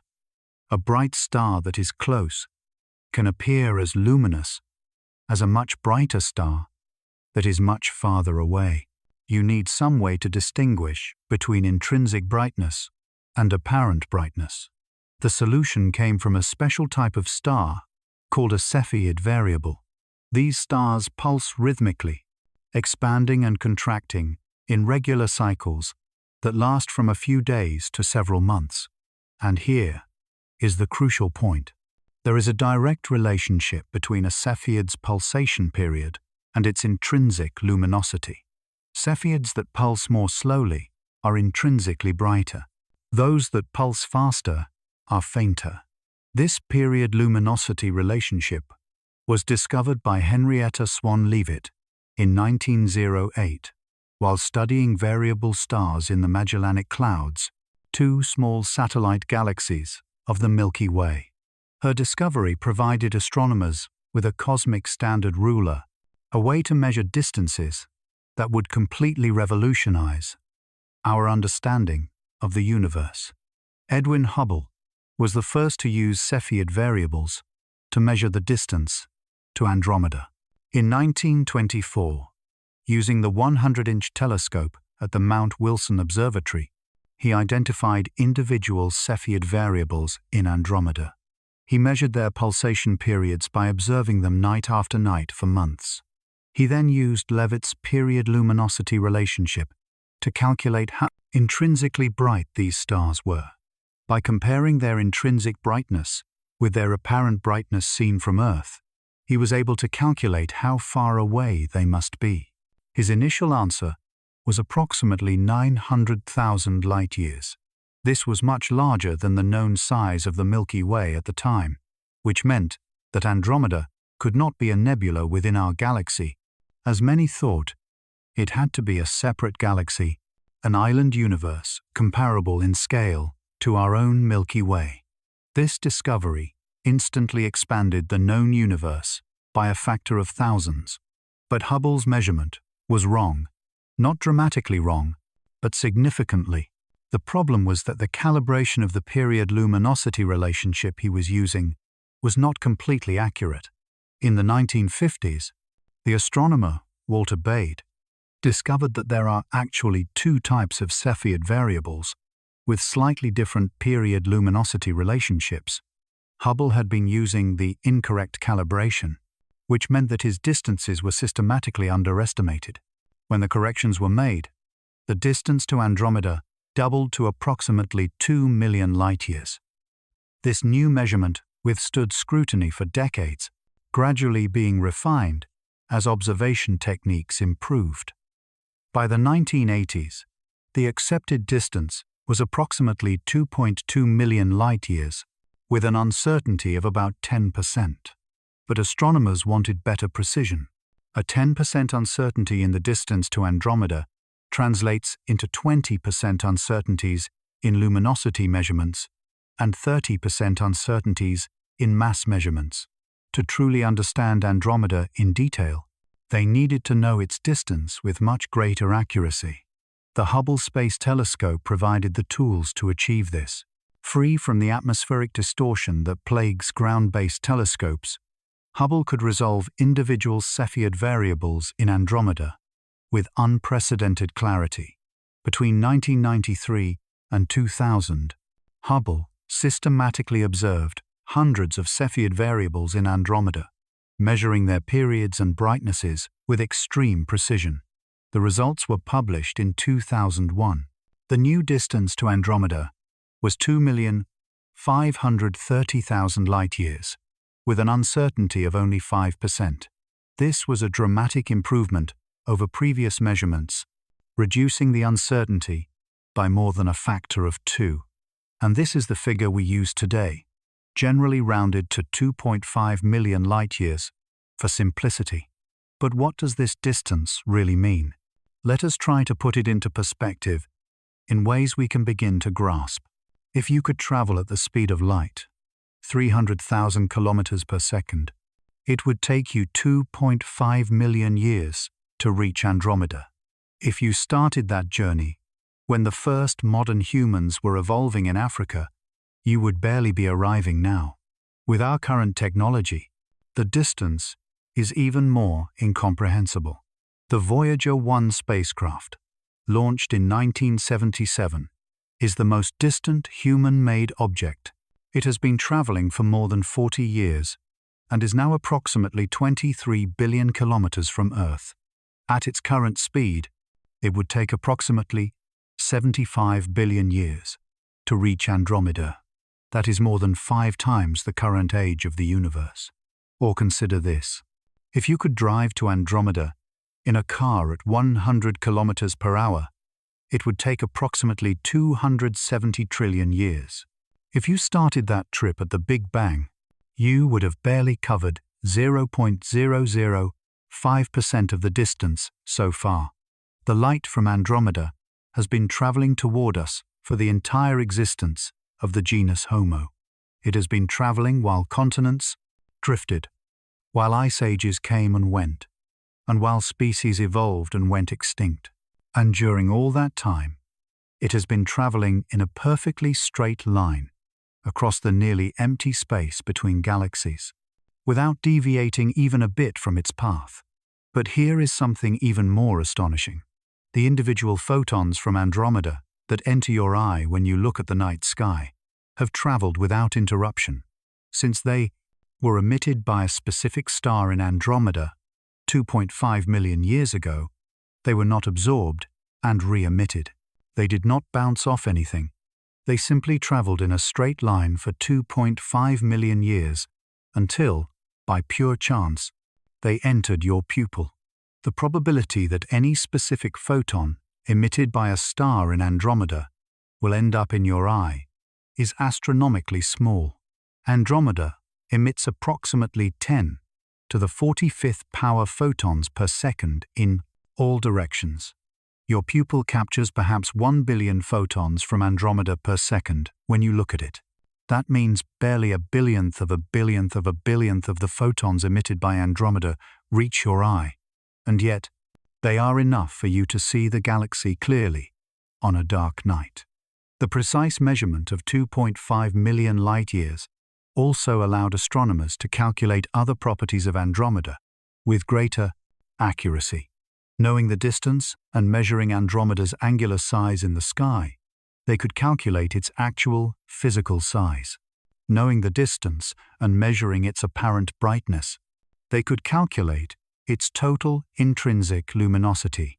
Every improvement in the distance measurement translated into improvements in our understanding of virtually everything about Andromeda. But even with a precision of 5%, there is an uncertainty of approximately 125,000 light-years in the distance. This means that Andromeda could be up to 125,000 light-years closer or farther than we think. For a galaxy 220,000 light-years in diameter, this uncertainty is significant. Astronomers are constantly working to further improve the measurement. New methods are being developed, including the use of horizontal branch red giant stars, another type of standard star that can be used as a cosmic standard ruler. They are also refining the calibrations of the Cepheid variables themselves, using parallax measurements from the Gaia satellite to anchor the distance scale more firmly. The distance of 2.5 million light-years also tells us something profound about our place in the universe. Andromeda is our closest large neighbor galaxy, and yet it is at a distance so vast that light takes millions of years to cross it. The space between galaxies is almost perfectly empty, with perhaps 1 hydrogen atom per cubic meter on average. It is a more perfect vacuum than anything we can create in laboratories on Earth. And yet, despite this vast abyss of empty space, Andromeda and the Milky Way are gravitationally bound. Gravity operates across this enormous distance, slowly pulling the two galaxies toward each other. Right now, Andromeda is approaching us at approximately 110 kilometers per second. That is 400,000 kilometers per hour. Incredibly fast by terrestrial standards, but on a cosmic scale, it is glacially slow. At this speed, Andromeda approaches approximately 3.5 billion kilometers each year. That sounds like a lot until you realize that the total distance is approximately 24 trillion kilometers. Covering 3.5 billion kilometers per year, it would take Andromeda approximately 7 billion years to reach us, if it continued in a straight line at a constant speed.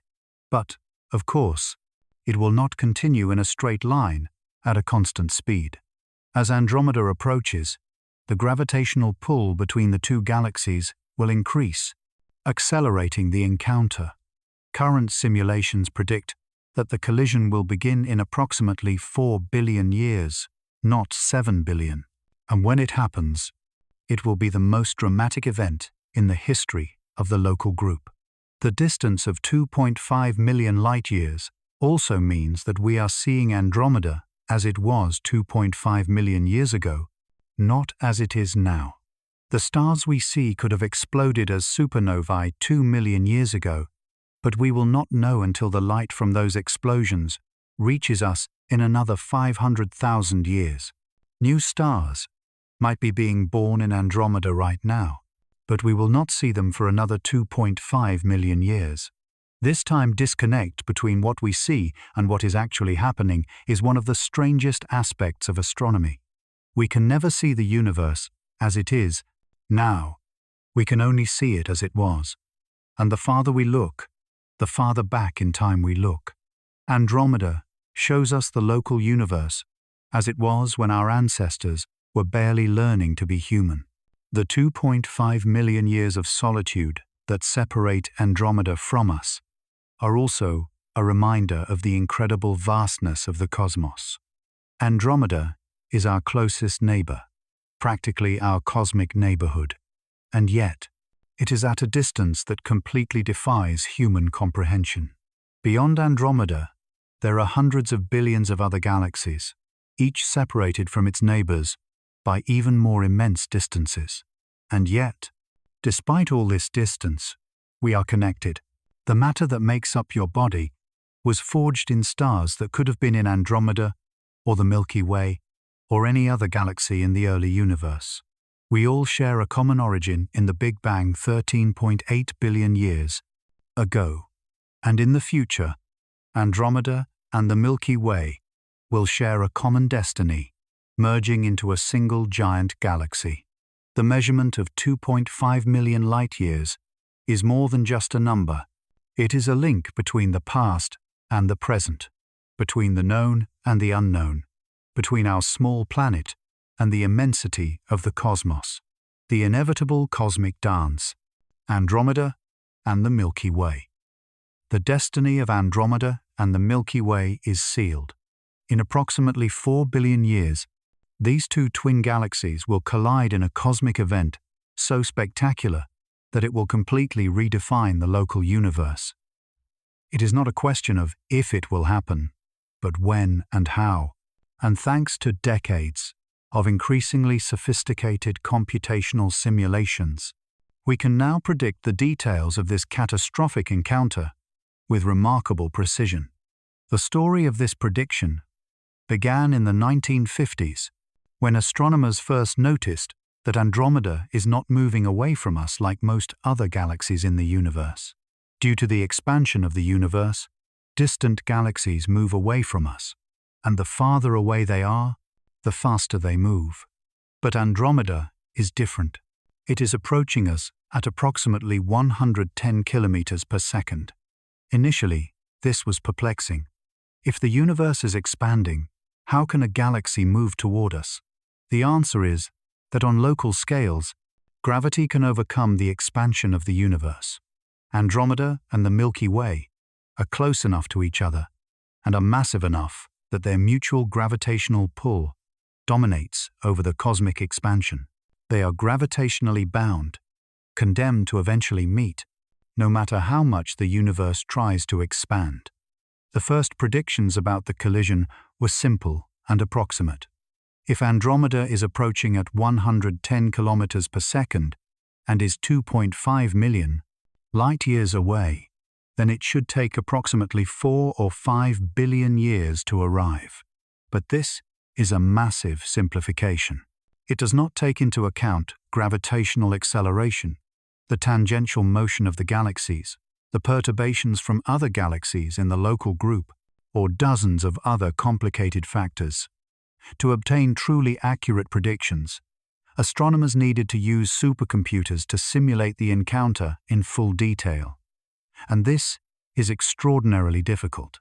A complete simulation of the collision between Andromeda and the Milky Way needs to track the movement of hundreds of billions of particles representing stars, gas, dust, and dark matter.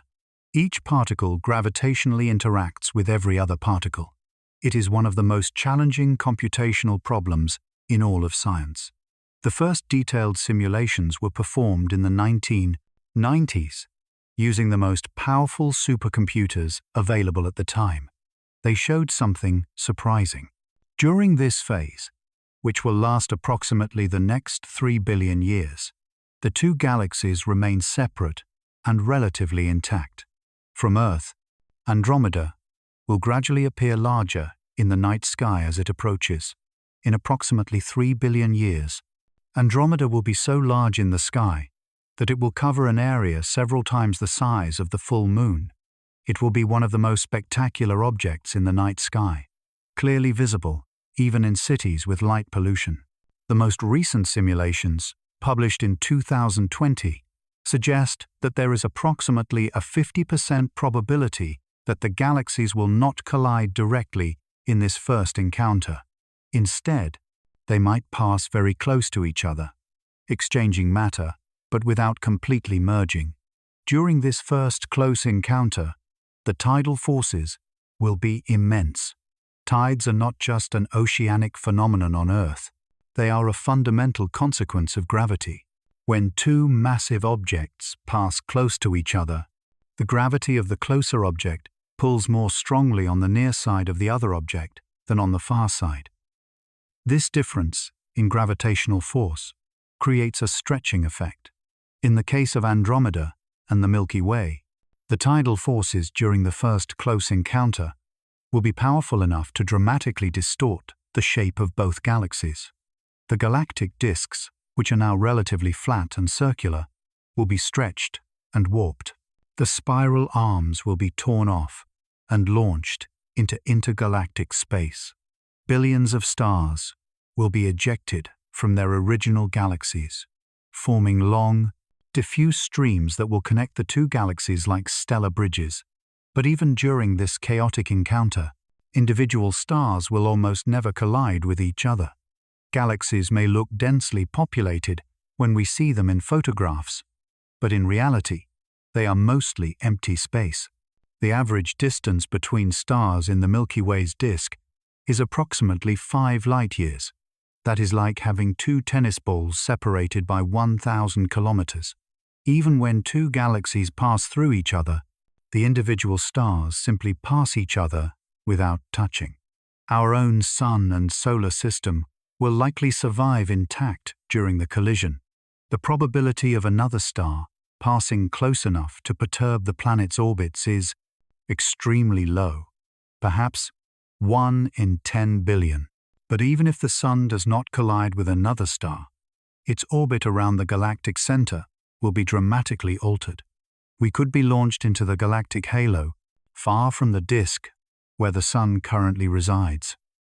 Or we could be pushed toward the galactic center, or we could be completely ejected from the merged galaxy, becoming a rogue star, navigating through intergalactic space. During the second encounter, the two galaxies will already have been significantly distorted by the first encounter. Their disks will be warped and their spiral arms shattered. The collision will be more chaotic and violent than the first encounter. More stars will be expelled into intergalactic space. More gas will be compressed by the tidal forces, triggering massive waves of star formation. These bursts of star formation will be spectacular. When the gas clouds of the two galaxies collide, they will be compressed to extraordinary densities.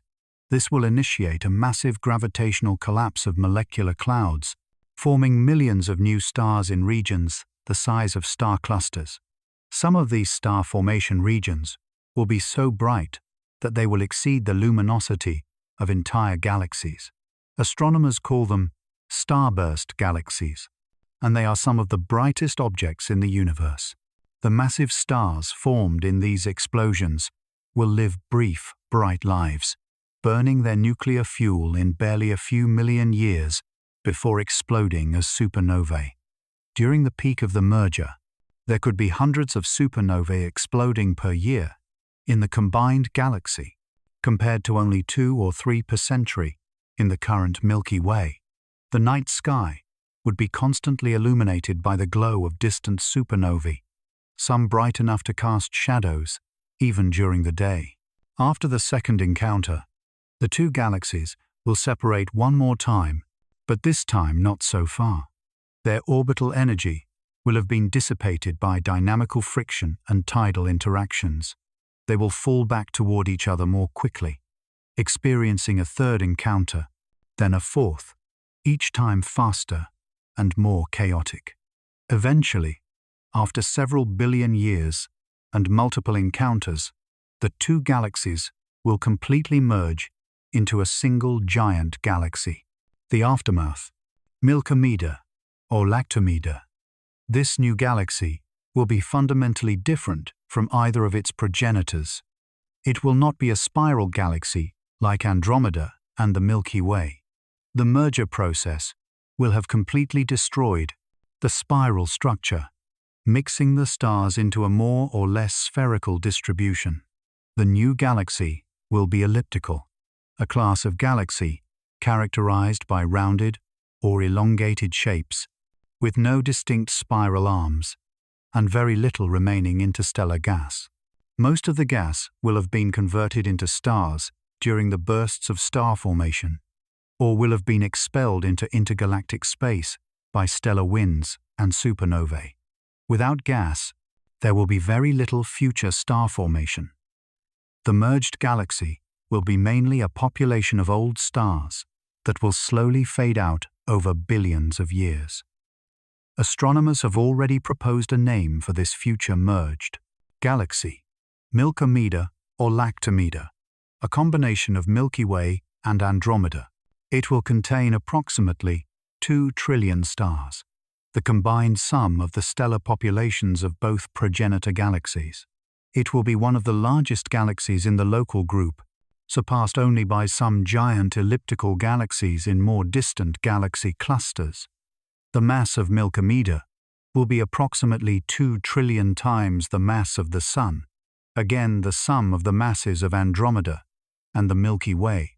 Its diameter will be approximately 200,000 light-years, comparable to the size of the current progenitor galaxies, but with a completely different structure. It will not have a thin disk like the spiral galaxies. Instead, the stars will be distributed in a thick spheroid.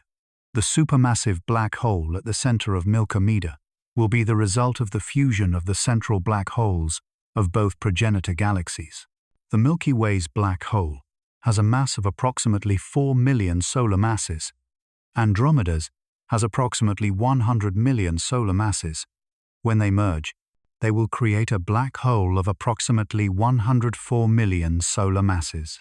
The merger itself will be one of the most energetic events in the universe, releasing gravitational waves so powerful that they could be detectable by gravitational wave observatories, even billions of light-years away. Impact on the Earth and the solar system.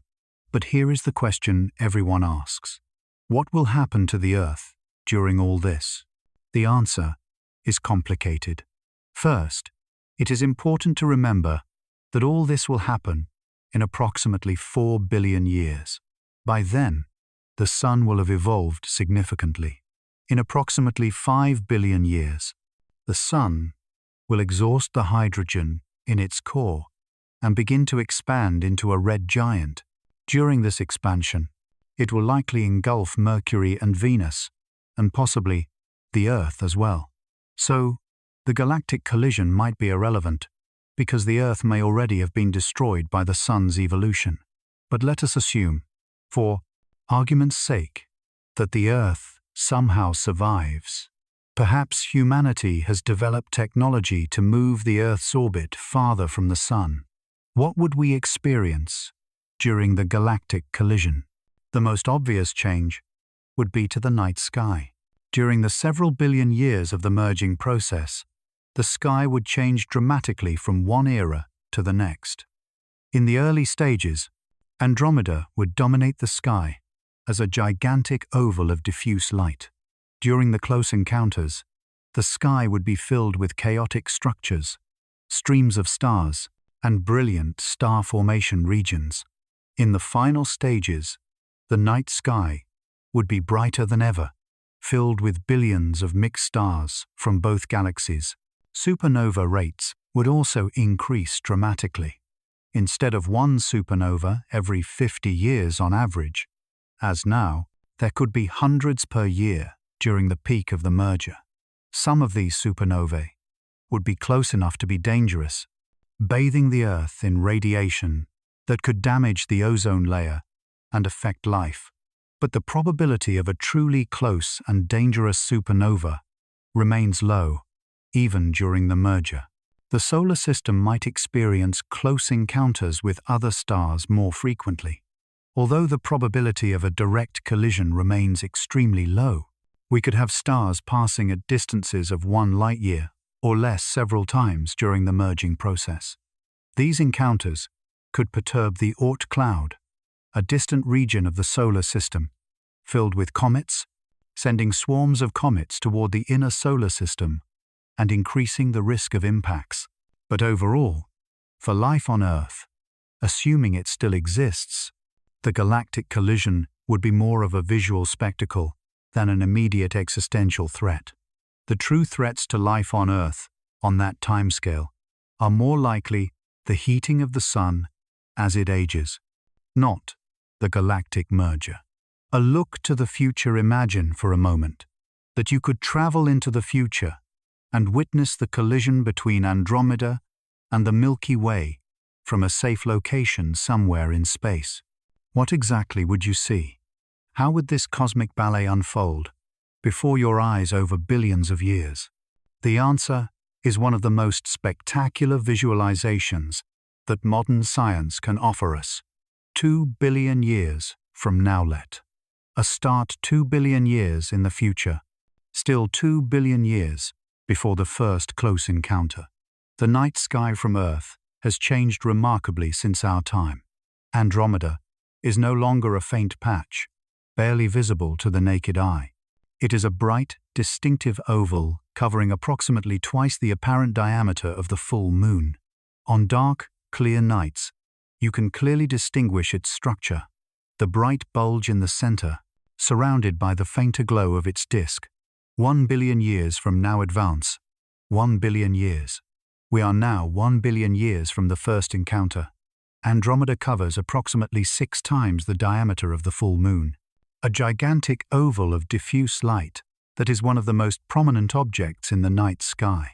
You can see not only the bright central bulge, but also hints of the spiral arms, slightly brighter regions that spiral out from the center. 500 million years. Before collision. Advance. Another 500 million years. We are now 500 million years from the first encounter, and changes are accelerating. Andromeda now covers approximately 15 degrees of the sky, 30 times the diameter of the full moon. It is impossible to see it all at once, without moving your head. The central bulge is so bright that it casts faint shadows on moonless nights.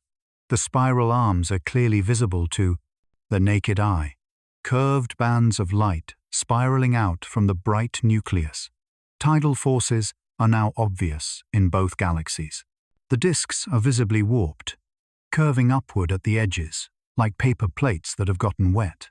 Streams of stars, material torn from the outer regions of both galaxies by tidal forces, are visible as faint filaments connecting the two galaxies.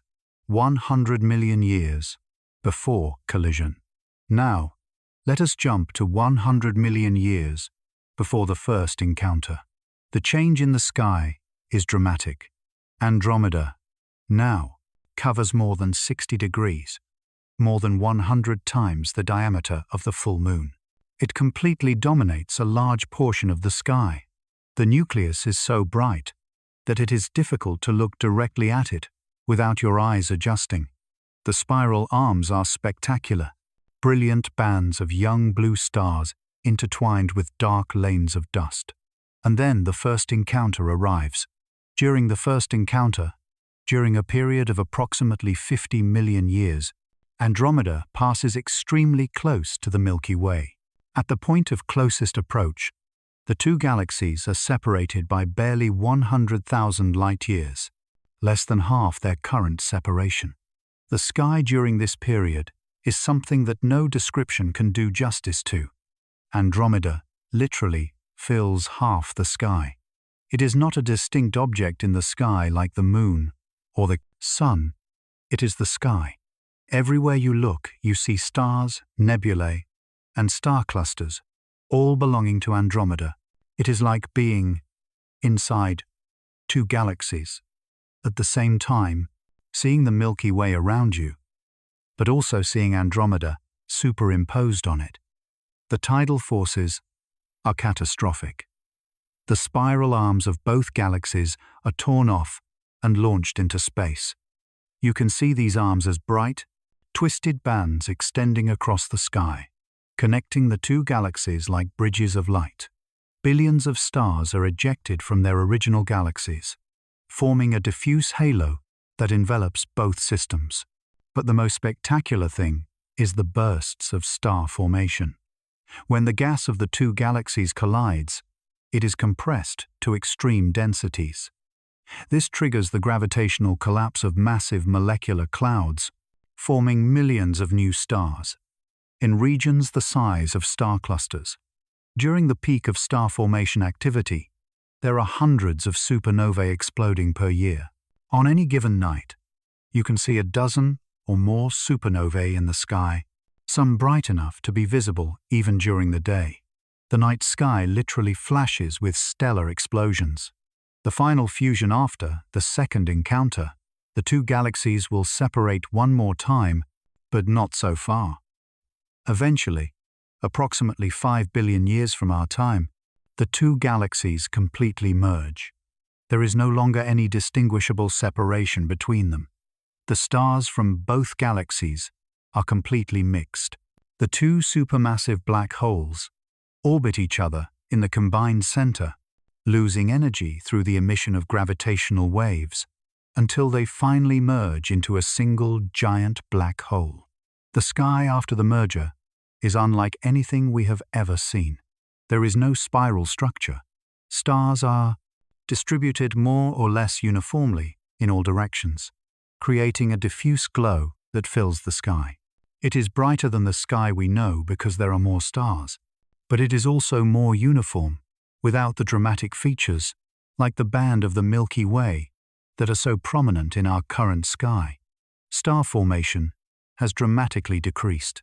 The merged galaxy Milkomeda is primarily a population of old stars that slowly age and die without being replaced. But this will be the normal sky for any civilization that survives on a planet orbiting a star in Milkomeda. The night sky we know, with the band of the Milky Way crossing from horizon to horizon and Andromeda as a faint patch, is a specific moment in cosmic history. It is a sky that our distant descendants, if they exist, will never see.